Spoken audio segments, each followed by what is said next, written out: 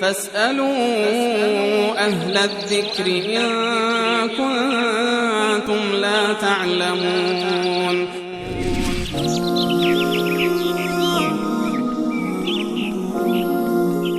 آقا محمد از ترکمنسرا و برادر دیگری که زنگ زده بودن سالشون 2 سال متناقض بود. یعنی یکیشون آقا محمد میگه گروه طالب مجاهدین سابق رو میگیرن و میکشن بدون محاکمه و اعدام میکنن، و برادر دیگرمون که زنگ زده بودن عکس اینو میگفتن که خب طالبا میرن عملیات انتحاری میکنن. ما در این زمینه نمیتونیم یک حکم کلی در یک قالب کلی برای تمام اتفاقاتی که در افغانستان میفته ما نمیتونیم صادر بکنیم. خود علمای اهل سنت و الجماعت در افغانستان میتونن در این زمینه قضاوت بکنن.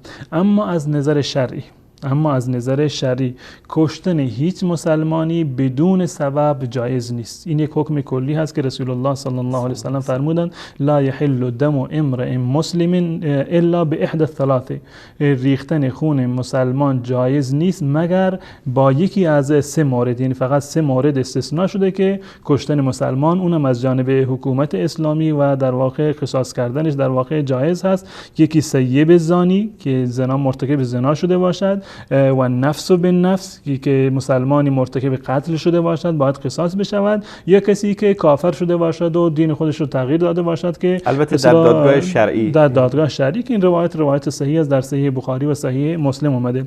اون کسی که هم حکم میکند برای محدور الدم بودن یک فردی اون دادگاه اسلامی و شرعی هست. هیچ فردی خودسرانه اجازه ندارد که یک فرد کسی رو که مسلمان هست و بر اون حکمی رو اجرا بکند و تکفیر بکند و عملاً برای حکم را اجرا بکند و چنین شخصی را بکشد. اما در جایی که به اصطلاح میدان جنگ هست، یک دشمنی مثلا غیر مسلمان اومده حمله کرده به دین مردم، به ناموس مردم، به اموال مردم دارد تجاوز میکند، از نظر شرعی هر انسانی باید از خودش دفاع بکند، ولو این که این منجر بشود به کشته شدن خودش یا به حتی به اضرار مادی به اصطلاح منجر بشود، باز هم هیچ گونه اشکالی رو ندارد. دفاع از نفس، دفاع از مال، دفاع از ناموس و دفاع از کشور یک وظیفه شرعی و قانونی هست. و در کنار این ما این صراحت را هم داریم که کشتن هیچ مسلمانی که کلمه گوی لا اله الا الله هست به جز این مواردی که من عرض کردم اونم با یک حکم شرعی و دادگاه ذی صلاح شرعی جایز نیست که مسلمانی رو از بین ببره.